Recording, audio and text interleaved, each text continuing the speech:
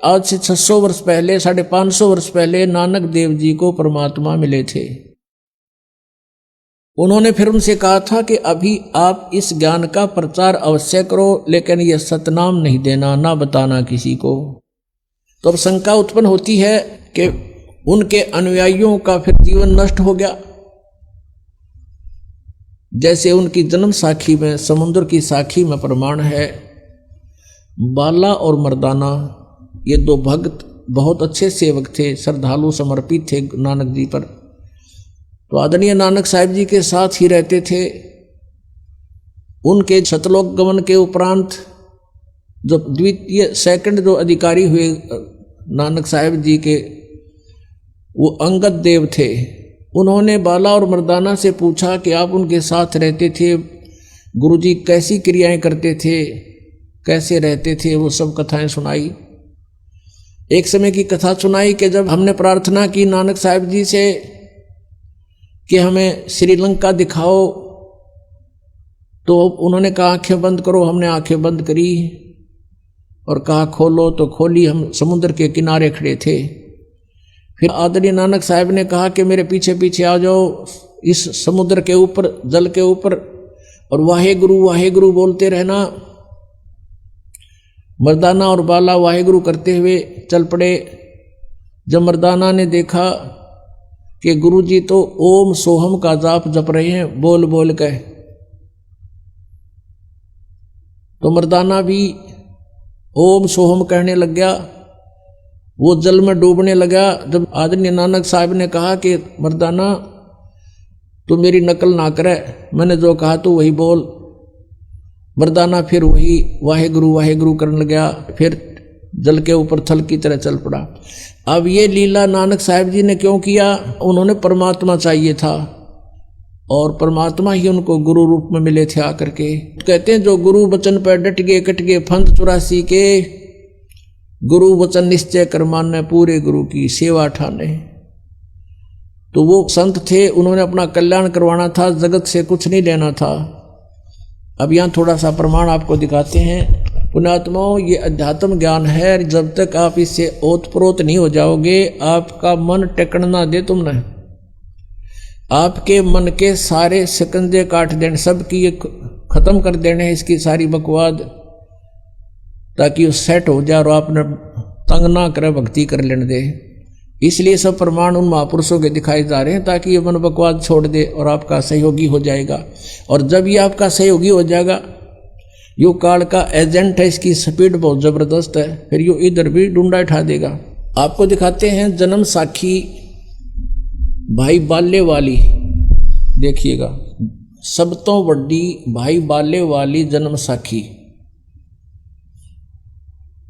Doctor Jawahar Singh, Kripal Singh and company, ये इसके प्रकाशक हैं। ओम सतगुरु प्रसादी, ये है ई जन्म साखी, अज तक छप चुकियां नालों वड्डी है, सब तो वड्डी ते पुरातन है, भाई बाले वाली जन्म साखी। श्री गुरु नानक देव जी दी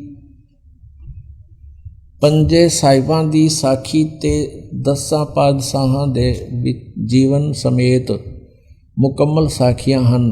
प्रकाशक Shri doctor Jawahar Singh, Kripal Singh and company. ये कहाँ से छपी है?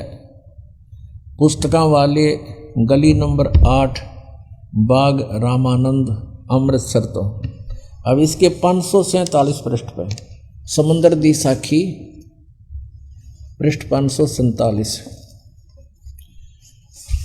यहाँ से पढ़ेंगे।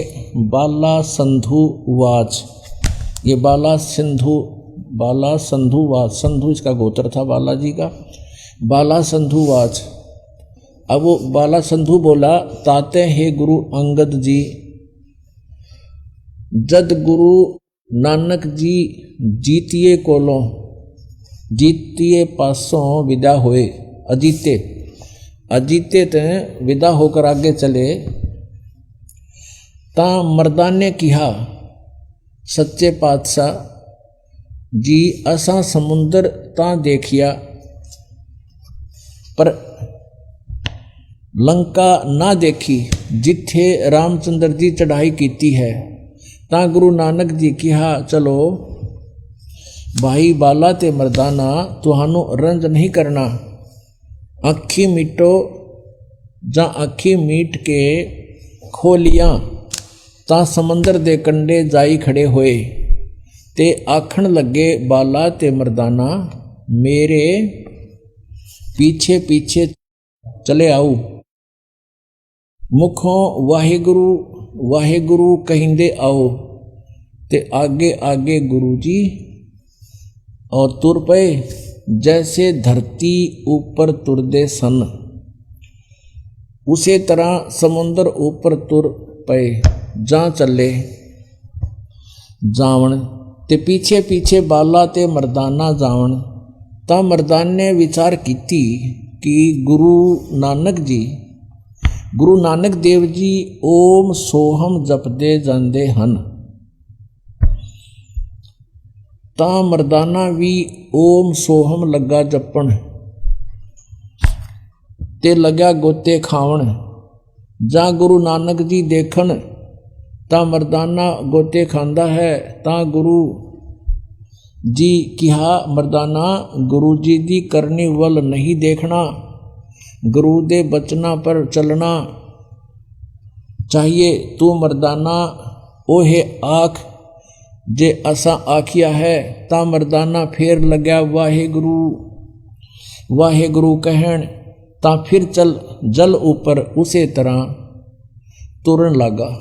ये हो सकता आपका पंजाबी ना समझ में आई और नहीं पढ़ सकते हो तो एक हिंदी और दिखाते हैं के दौरान अनुवादित है, देखिएगा। क्योंकि दास का उद्देश्य है कि संशय का नाश करूं कति। यह भाई बाले वाली श्री गुरु नानक देव जी की जन्म साखी।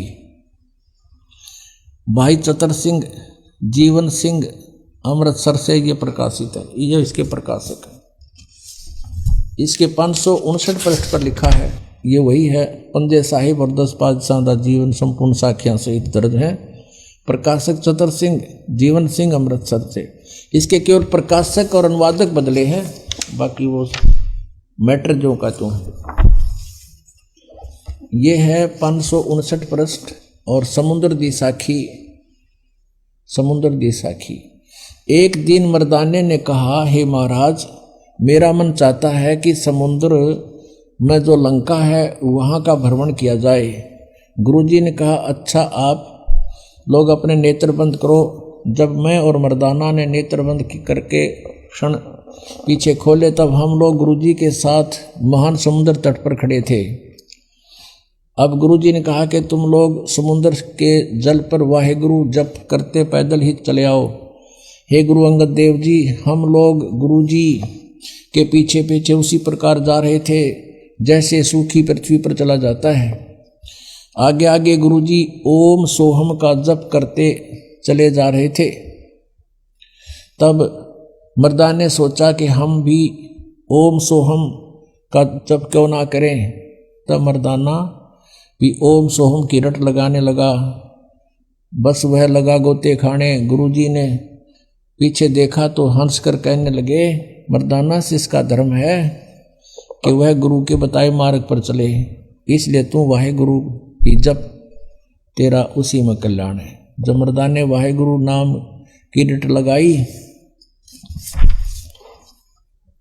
फिर वह पूर्व प्रकार पानी पर चलने लगा। पुण्यात्माओं,